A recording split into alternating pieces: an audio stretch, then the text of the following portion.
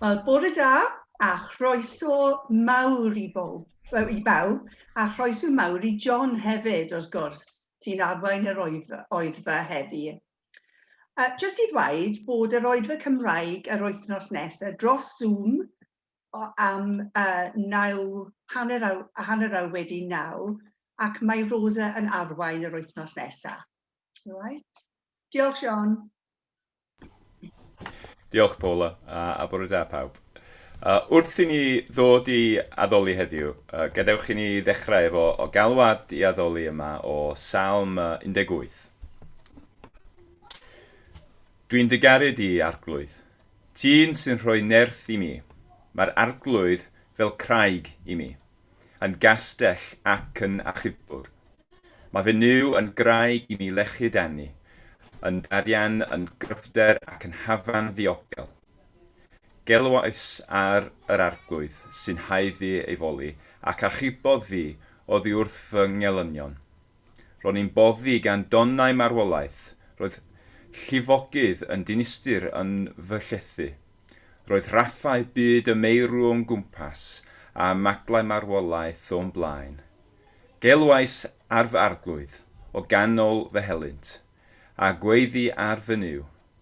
Roedd yn ei deml a clywodd fy llais. Grandawodd arna i'n galw. Gadewch i ni weddi. Ein tad yn y nefoedd, dyn ni mor diolchgar i ti am eich addewidion a rhoddwch i ni yn y Beibl. Dyn ni'n diolchgar i chi am eich addewidion, eich bod chi'n un sy'n achub ac yn helpu. Ar y diwrnod hwn, dyn ni'n galw arnoch chi, gofyn i chi ddod yn agos at bob un ohonom yn ein cyfnod ni o drwbl, a fyddwch yn rhoi nerth i ni, a fyddwch yn rhoi amddiffyniad i ni, a wnewch ein hatgoffa o'ch mawredd a'ch daioni, a'n helpu ni fyw heddiw a'n holl ddyddiau, gan ymddiried yn eich daioni, eich grym a'ch cariad mawr. Amen. Da ni am parhau wrth clywed Lynn ac Ann yn arwain ni i addoli yn canu o fy Iesu bendigedig.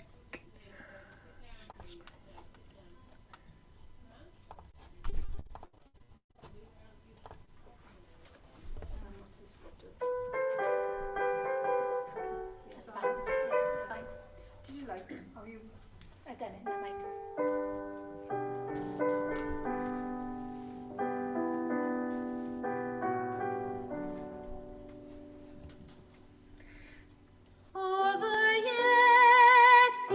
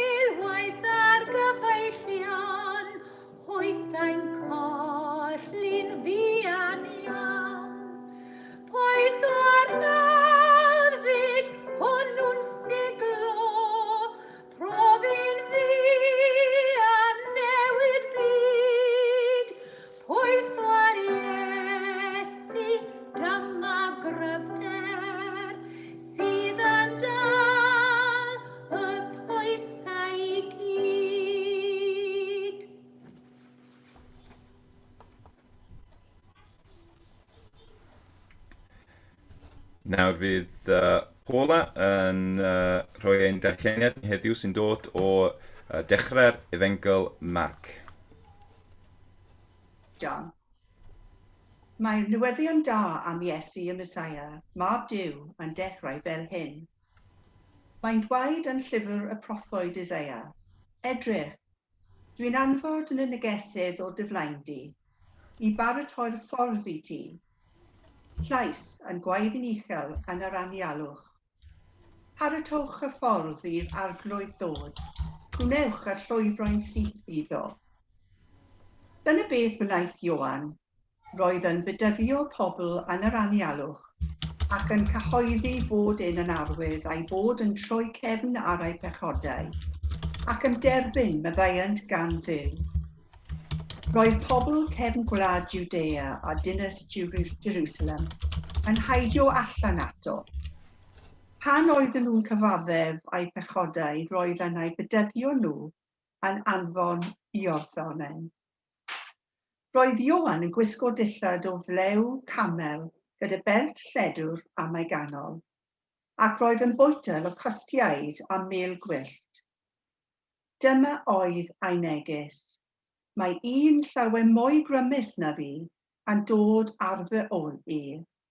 Byddwn nhw ddim digon da i fod yn gaethwas yn plygu i lawr i ddatod carau ei sandalau. Dwi'n defnyddio dŵr i'ch bedyddio chi, ond bydd hwn yn eich bedyddio chi ar ysbryd glân. Tir adeg yn y daeth Iesu o Nazareth Galilea i gael ei fedyddio gan Ioan yn yr Iorddonen. Ar eiliad y daeth Iesu allan o'r dŵr, gwelodd yr awyr yn rwygor agored a'r ysbryd glân yn disgyn arno fel colomen. A dyma lais o'r nefoedd yn dweud, ti ydy fy mab anoel i, rwy ti wedi fy mlesio i'n llwyr.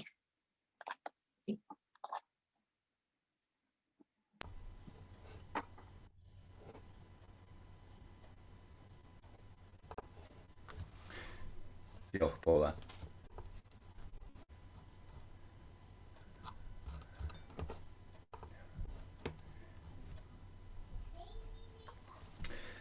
Wel, dwi'n siŵr bod y rhan fwyaf ohono ni wedi rhoi a derbyn mwy na ychydig o anrhegion dros y Nadolig hwn.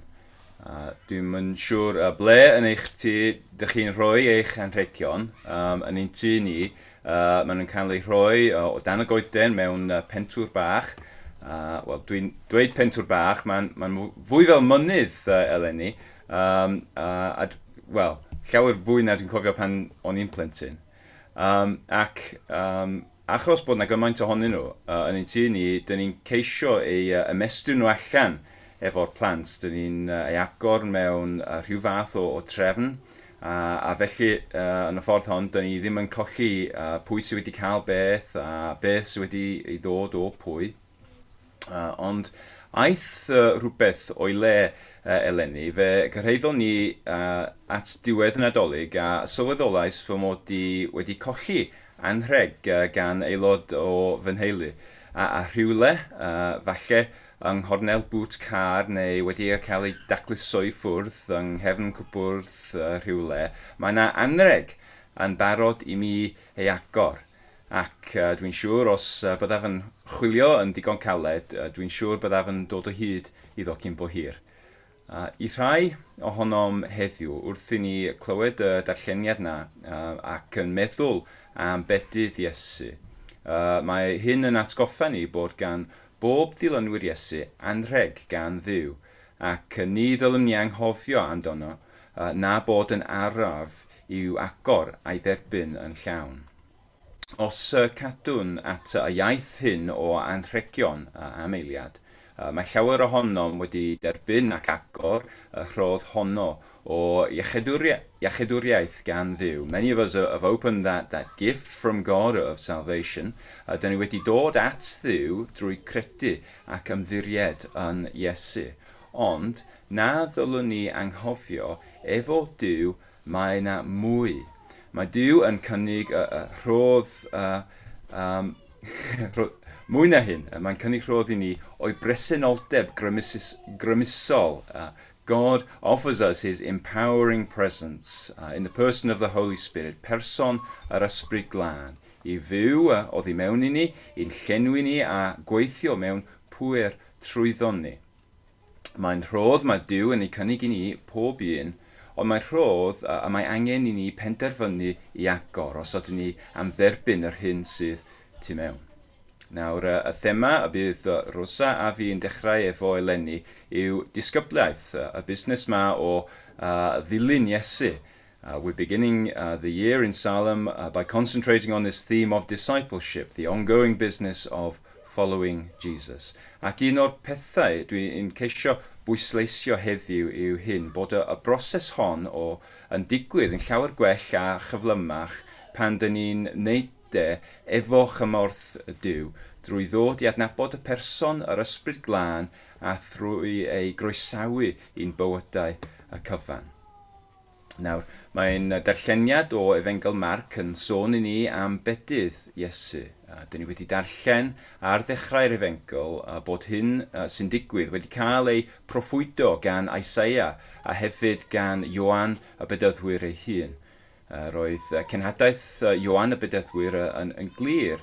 Ei aseiniad gan Duw oedd cael y bobl yn barod i'r un oedd yn dod ar ei ôl. Darllenwn am Ioan yn yr Efengel. Dyma oedd ei neges. Mae un llawer mwy grymus na fi'n dod ar fy ôl i. Fyddw i ddim digon da i fod yn gaethwas yn plygu lawr i ddatodd carau ei sandalau.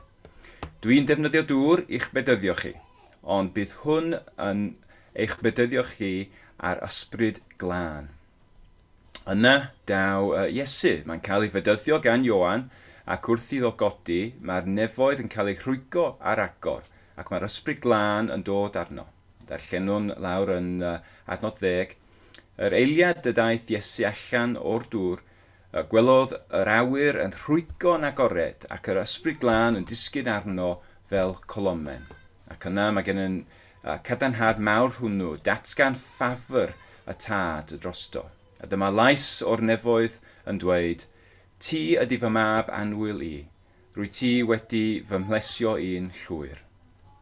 Mae hyn yn darn diddorol am sawl reswm, efallai y byddwn yn meddwl am waith Ioan y bedyddwyr o'i holl fywyd a oedd yn arwain at y pwynt hwn. Gallwn feddwl am y mater o Iesu ei hun yn cael ei fedyddio a pam y bu'n rhaid i hyn ddigwydd. Pam oedd rhaid i'r un a oedd heb pechod mynd trwy rhywbeth oedd yn golygu lanhau pechodau. Dyna'r cwestiwn dda. Mae hyn yn rhywbeth a gallwn ni archwilio mewn ffordd llawnach yn yr efengylau eraill. Mae pob un yn cofnodi'r digwyddiad hwn ac yn helpu i daflu ychydig mwy o leini arno. Ond yma yn Efengel Marc, mae'r disgrifiad yn syth ac i'r pwynt, oherwydd bod awdur yr Efengel hon yn ceisio wneud y pwynt am sut y dechreuodd Iesu ei weinidogiaeth, sut dechreuodd ei daith efo 3 peth. Yn gyntaf, drwy gael ei fedyddio, yn ail, drwy dderbyn yr ysbryd glân ac yn drydydd efo datganiad ffafr y tad drosto. Jesus began his ministry with these 3 things, and these 3 things the author of Mark's Gospel wants to emphasize. By submitting to baptism, by receiving the Holy Spirit, and thirdly, by receiving this great affirmation of the Father's favour over him. Dyma wnaeth Iesu, a dyma'r enghraifft yma wedi rhoi i bob un sydd eisiau ei ddilyn. A dyma'r 3 peth dyn ni'n mynd i edrych arddynt heddiw. Nawr, yn Salem, fel dwi wedi dweud, dyn ni'n dechrau'r blwyddyn newydd drwy edrych at y thema hon o ddisgyblaeth. Dyn ni'n mynd i fod yn archwilio'r hyn mae'n olygu i fod yn ddilynwyr Iesu. Sut y gall pob un o'n ni ymuno ar y hyn mae Duw wedi wneud yn ein bywydau. Mae rhan o hynny'n rhywbeth fewnol. Sut mae Duw yn am draws newid pob un ohono ni i wneud ni yn debycach i Grist. Part of this process of discipleship is internal. It's about how God transforms us to be more like Christ. Mae'r rhan arall yn allanol. Mae'n ymwneud â'r hyn mae Duw am ei wneud drwy ein bywydau, a'r ffordd yma Duw eisiau bartneri a phob un ohono ni yng ngwaith ei deyrnas. The other part of discipleship is what God wants to do, not in us, but through us, as we join with him as his partners in his kingdom works. Mae'n disgyblaeth ni'n rhywbeth mor bwysig. Mae'n y ffordd dyn ni'n parhau ddilyn Iesu. Yna bydd y peth sy'n penderfynu y fath o perthynas dyn ni'n profi efo Dduw yn y bywyd yma. I fod yn glir, dyn ni ddim yn sôn am fater o achubiaeth. We're not talking about salvation. Beth dyn ni'n sôn am yw'r fath o perthynas mae rhywun sy'n credu yn Iesu am profi. We're talking about the quality of relationship that someone experiences who has already received salvation. Mae'n ymwneud â pa mor ddwfn dyn ni'n adnabod Iesu, pa mor ffyddlon dyn ni ei ddilyn, pa mor faint dyn ni'n dod i fod fel Crist, a faint dyn ni'n gadael i Dduw weithio trwyddyn ni, a faint dyn ni'n dod i bod yn weithwyr ffrwythlon yn neyrnas Dduw, i iachau toredig ein byd. Felly, yn gyntaf, enghraifft bedydd Iesu, bedydd yn y dŵr. Nawr bedydd, fel ydyn ni'n ei deall, yw'r datganiad cyhoeddus. The public baptism is the public declaration. Ein bod ni'n troi oddi wrth bechod am arwolaeth a thuag at Dduw a'r bywyd newydd tragwyddol y mae'n ei gynnig i ni'n rhydd. Mae'n seremoni i ddangos yn allanol i bobl eraill yr hyn y mae Duw eisoes wedi wneud tu fewn i'n bywydau ni. Wrth i ni feddwl am yr hyn, dyn ni'n ei ddarllen o Efengil Marc, mae yna gwestiwn sy'n werth ei ofyn. Pe bai Iesu yn cael ei fedyddio, os mae Iesu yw ein enghraifft i ddilyn, yna beth sy'n stopio ni os nad ydyn ni wedi cael ein bedyddio eto? Os ydych chi'n gwybod bod angen i chi cael eich bedyddio, ond mae rhywbeth yn eich atal, efallai bod chi'n ansicr ynglyn â'r hyn mae'n ein olygu, efallai nad ydych chi'n hyderus wrth rhoi'r dystiolaeth ymlaen pobl, gadewch i mi eich gwahodd siarad efo Rosa neu siarad efo fi, a eleni wneud rhywbeth amdan hyn. I eraill, gadewch i mi ofyn ar ddechrau'r flwyddyn hon, pwy ydy Dduw yn rhoi yn eich meddwl a gallwch chi helpu i cymryd cam tuag at Iesu, falle tuag at bedydd ei hunain hefyd. Falle bod rhai pobl dych chi'n nabod yn bell i ffwrdd o Iesu, falle bod rhai yn agos. Cwestiwn dda dwi'n credu i ofyn ar ddechrau'r blwyddyn, pwy mae Duw yn rhoi yn eich mae Duw wedi rhoi yn eich bywydau ni sy'n berson gallwn ni helpu i ddeall Iesu a chariad Duw ychydig yn well, neu i helpu nhw ddilyn Iesu ychydig yn well. Pwy ydy'r un, neu falle mwy nag un, y mae'r Ysbryd Glân yn rhoi yn eich meddwl nawr pan dyn ni'n sôn am gyflwyno pobl i Iesu. I wonder right now as we think about this, who is it that comes to mind? Who does the Spirit pop into your mind to think about as someone you could introduce to Jesus this year? Ac os dyn ni'n gwybod pwy mae Iesu isio i ni helpu fel hyn, gadewch i ni dderbyn yr anogaeth bod Duw efo ni yn y waith hon. God is with us in this work. A bod gallwn ni ddibynio arno fe am bob fath o help pan dyn ni'n ei angen. Nawr, yr ail beth, yma Efengil Marc yn dangos i ni trwy enghraifft Iesu, yw'r pwysigrwydd yr Ysbryd Glân. Dyma'r rhodd honno o Dduw, ro'n ni'n sôn amdan yn y dechrau. Y person yr Ysbryd Glân, presenoldeb grymusol Duw, sy'n efo ni heddiw. We're talking about the person of the Holy Spirit, the person of God, God's empowering presence who is with us today. Yr Ysbryd Glân na di'r un y gallwn ni brofi drwy ei bresenoldeb, a profiad o Duw yn dod yn agos i ni, a profiad na o heddwch Dduw sy'n gallu bod yna hyd yn oed pan mae fywyd mor anodd. Yr ysbryd glân na sy'n gallu weithio tu fewn i ni, i trawsnewid ni, i adeiladu ni i fyny, i newid y patrymau o'n meddyliadau ni, i newid ni i fod mwy fel Iesu ei hun. Yr ysbryd glân na ydy'r un sy'n cyfarthrebu â ni pan dyn ni'n darllen y Beibl, pan fyddwn nhw'n gweddio ac weithiau hefyd drwy bob fath o ffordd dyn ni'n darllen amdan yn fywydau pobl yn y Beibl. It's the Holy Spirit who communicates with us when we open our Bibles to read, when we pray, and in all the ways that we can read about in the lives of the people in the Bible. That can be how God will communicate with us today. A'r ysbryd glân na, di'r un sy'n gallu gweithio efo pŵer drwyddym ni i wneud y pethau a wnaeth Iesu, a wnaeth ei ddisgyblion, a wnaeth yr eglwys gyntaf hefyd, fel dyn ni'n darllen amdani yn y llyfr Actau. Di ddim yn enghraifft perffaith, ond mae'r bywyd Cristnogiol efo pŵer yr ysbryd glân ynddo, fel tegan nadolig efo batteries tu mewn. Mae gen i enghraifft yma un heb y batteries, a mae'n gweithio. Ond, os dwi'n gallu agor y peth a rhoi batteries tu fewn, gawn ni weld y gwahaniaeth mae'n neud. Dyna fe. Wedi dechrau'n barod. Mae'n neud gwahaniaeth. Di ddim yn enghraifft perffaith, ond mae'n dweud rhywbeth i ni o'r gwahaniaeth mae i gael y pŵer diw ei hun yn ein bywydau ni.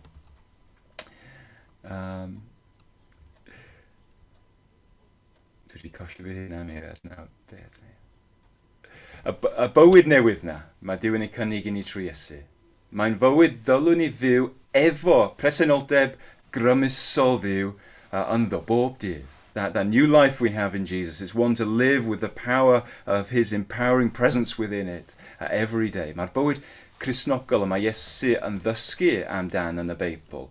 Mae'n gwneud synwyr ac mae'n edrych yn debyg iawn i'r fywydau dyn ni'n darllen amdan yn yr eglwys gyntaf yn y Beibl pan mae'n gael ei fyw efo'r ysbryd glân trwy'r pobl sy'n dewis fel rheol i croesawu presenoldeb Dduw yn ei bywydau a sy'n barod i mynd yn ôl tro ar ôl tro i Dduw a gofyn iddo i llenwi nhw eto ag eto efo'r ysbryd glân.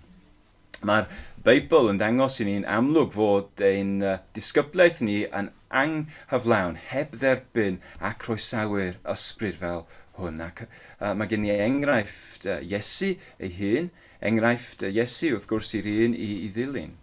Yn gyntaf, i ddilyn Iesu i bedyddiad yn dŵr, fel arwydd ein bod ni wedi troi ein bywydau at Duw ac nawr yn ail, bod ni'n fodlon hefyd i dderbyn bedydd yr ysbryd glân, i'n gael ein socian, dim ond efo dŵr, ond efo presenoldeb Dduw hefyd. Mae'r Beibl yn dangos i ni bob un heb y llall yn anghyflawn. Os gennych chi Beibl efo chi, falle byddwch chi'n fodlon troi at Actau, pennod 19, a gallwn ni weld hyn mewn ffordd amlwg. Actau pennod 19 ac yn dechrau, o'r dechrau. Lle dyn ni'n darllen hyn. Tra oedd Apollos yn Corinth, teithiodd Paul ar draws gwlad a chyrraeddodd Ephesus. Yno daeth o hyd i grŵp o gredinwyr a gofynnodd iddyn nhw, wnaethoch chi dderbyn yr ysbryd glân pan ddaethoch chi i gredu? Na, meddyn nhw. Dyn ni ddim hyd yn oed wedi clywed fod yna fath beth ag ysbryd glân. Felly pa fedydd gawsoch chi, meddai Paul? Bedydd Ioan, meddyn nhw. Atebodd Paul, bedydd i ddangos eich bod am droi cefn a'r bechod oedd bedydd Ioan. Dwedodd Ioan wrth y bobl hefyd am gredu yn yr un oedd i ddod ar ei ôl, sef yn Iesu. Felly, ar ôl clywed hyn, dyma nhw'n cael ei bedyddio i ddangos ei bod nhw'n perthyn i'r arglwydd Iesu. Wedyn, dyma Paul yn rhoi ei ddwylo arnyn nhw a daeth yr ysbryd glân arnyn nhw, a dyma nhw'n dechrau siarad ieithoedd eraill a proffwydo. Roedd yno rhyw dwsin o ddynion i gyd. Y bobl mae'r Beibl yn sôn amdan yma, oedd rhai wedi troi at Dduw drwy gredu yn Iesu. Roedd nhw wedi wneud hyn yn barod. Roedd nhw wedi cael ei bedyddio mewn dŵr, sef bedydd Ioan, ond doedd nhw ddim wedi derbyn eto'r ysbryd glân. A doedd ddim bai arnyn nhw, dim ond bod nhw ddim eto wedi clywed bod na mwy ar gael. Felly, os ydym am dderbyn yr ysbryd glân, am y tro cyntaf neu mewn ffordd newydd, ffordd i wneud bob dydd, sut y gallwn ni wneud hyn? Wel, yr union fel popeth arall, dylem ddechrau wrth ofyn Dduw. Mae Iesu ei hun yn dweud fel hyn yn Luc pennod 11. Mae'n dweud, daliwch ati i ofyn a byddwch yn ei gael. Chwiliwch a byddwch yn dod o hyd iddo. Curwch y drws a bydd yn cael ei agor. Mae pawb sy'n gofyn yn derbyn. Pawb sy'n chwilio yn cael. Ac mae'r drws yn cael ei agor i bawb sy'n curo. Pwy ohonoch chi fyddai'n rhoi neidr i'ch plentyn pan mae'n gofyn am bysgodyn? Neu sgorpion pan mae'n gofyn am wy? Wrth gwrs dim. Felly, os ydych chi sy'n drwg yn gwybod sut i rhoi anrhegion da i'ch plant, mae'r tad nefol yn siŵr o rhoi'r ysbryd glân i'r rhai sy'n gofyn iddo. Dyna addewid anhygoel. Pryd bynnag dyn ni angen neu eisiau'r ysbryd glân, mae gen i'r gwahoddiad cryf yma, addewid cryf yma, bod ein tad yn y nefoedd mor fodlon i rhoi'r ysbryd i'r rhai sy'n gofyn. Nawr, y ffordd haws arall i ni gael ein llenwi efo'r ysbryd a'r patrwm a welwn yn aml yn y Beibl gan gynnwys y darn o actiau yn gynnar yw derbyn gweithu gan rhywun sydd eisoes wedi derbyn yr ysbryd glân ei hunan. Fel arfer mae hyn yn digwydd yn bersonol wrth roi law ar rhywun a gweiddi a reit nawr am rhesymau amlwg, dydy hyn ddim yn patrwm a dyn ni'n gallu ddilyn yn hawdd. Ond mae'n helpu ni atgoffa nad oes na unrhyw beth sy'n rhy anodd i Dduw. Gallwn weddio yr un mor effeithiol dros ein gilydd, dros y ffôn, dros Zoom neu unrhyw ffordd arall. Mae Dduw yn edrych at ein calonnau. Ac os maen nhw'n agored iddo fe, mae gan ni bob hyder fydd ein cwrdd efo ni mewn ffordd mor pwerus. Os ydych chi'n gyfarwydd ar llyfr actau, byddwch yn gwybod bod teulu Cornelius yn cael ei llenwi gan yr ysbryd heb i neb osod llaw arnynt.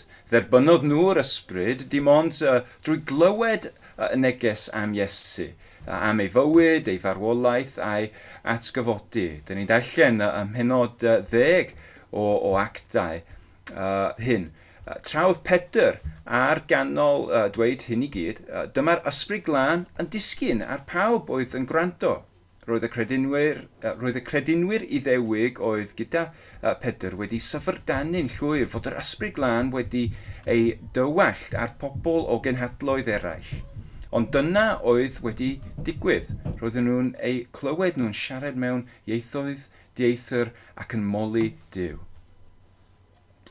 Os ydych chi'n rhywun sydd efo galon sy'n agored i dderbyn yr ysbryd am y tro cyntaf neu dim ond mewn ffordd ffres, yna mae gen bob un ohonon ni hyder yma Duw yn dymuno i rhoi'r ysbryd i ni, i rhoi i bob un ohonon ni ei presenoldeb, i helpu ni ddilyn a parhau i ddilyn Iesu. Nawr, y pwynt olaf o enghraifft Iesu sy'n werth sylweddoli a werth fawrogi yw hyn, fod yn dechrau efo datganiad y tad drosto. Yn ôl yn Efengyl Marc yn adnod 11, dyn ni'n darllen hyn. Dyma lais o'r nefoedd yn dweud, ti ydy fy mab anwyl i, rwy ti wedi fy mhlesio i'n llwyr. Mae gan y Beibl newyddion da i ni heddiw. Os ydych chi'n ymddiried yn Iesu, yna mae gan Dduw ffafr i chi hefyd, oherwydd ei fod wedi eich gwneud chi'n blentyn iddo fe hefyd. Mae'n dweud fel hyn yn 1 Ioan 3. Meddyliwch mor aruthrol fawr ydy'r cariad mae'r tad wedi ddangos ato ni. Dyn ni'n cael ein galw'n blant Duw, ac mae'n berffaith wir. Dyn ni'n darllen yn penod cyntaf Efengyl Ioan, yr un neges, lle mae'n dweud, ond cafodd pawb wnaeth ei dderbyn, sef Iesu, hawl i ddod yn blant Duw. Dim am fod ganddyn nhw waed i ddewig, dim canlyniad perthynas rhywiol a chwant gwr sydd yma, Duw sydd wedi gwneud nhw'n blant iddo hun. Pan dyn ni'n dechrau daith disgyblaeth yma, neu yn gwneud y penderfyniad i parhau i ddilyn lle mae Iesu yn arwain ni, mae'n bwysig i ni gofio bod ni'n wneud hyn efo ffafr a cariad ein tad yn y nefoedd arnom ni'n barod. Yr un sydd wedi gwneud ffordd i ni ddod i mewn i'w deulu ei hun. As we start out or continue with this journey of discipleship, it's one to do knowing that God has declared his favour over us as his beloved children. Felly, wrth i ni feddwl unwaith eto am sut mae Duw yn ein harwain ni eleni, wrth i ni bob un ohonom yn feddwl eto am ein taith ni o ddilyn Iesu, gadewch i ni gofio a cael yr anogaeth bod hyn yn rhywbeth dyn ni'n gwneud efo cariad, efo cefnogaeth ac efo ffafr ein tad.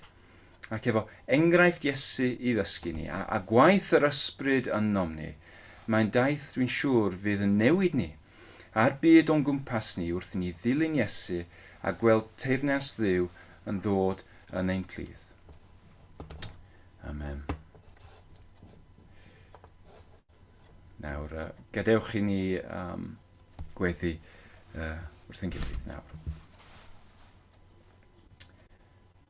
Ein tad yn y nefoedd, diolch bod chi wedi rhoi'r enghraifft wych yma o fywyd Iesu.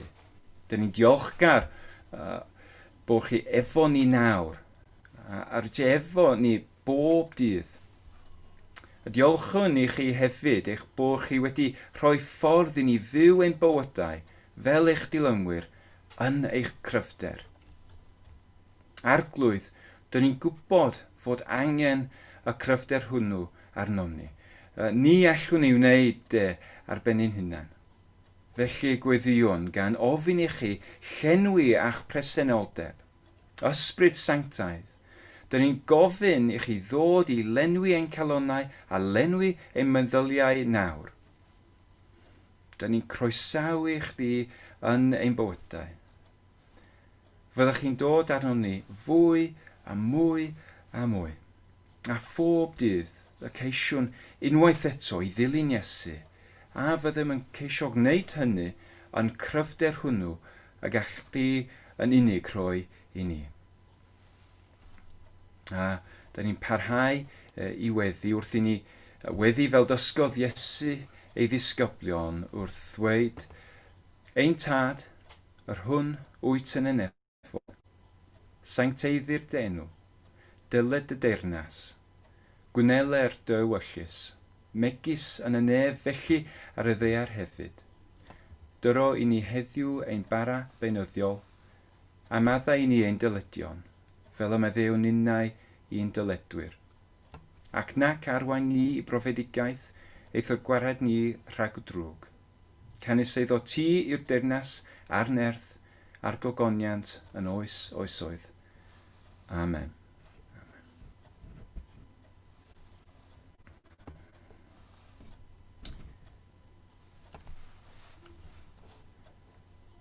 Nawr, mae'n drwg gen i, nes i ddim ddweud o'r blaen, ond Andrew, da ni mor drist i clywed y newyddion am dy tad, a dwi'n gwybod bod llawer ohono ni wedi bod yn gweddio amdano chi yn yr amser yma. A does gen i ddim y Cymraeg i ddweud yn iawn, ond dwi'n siŵr chi'n deall beth dwi'n ceisio ddweud yma.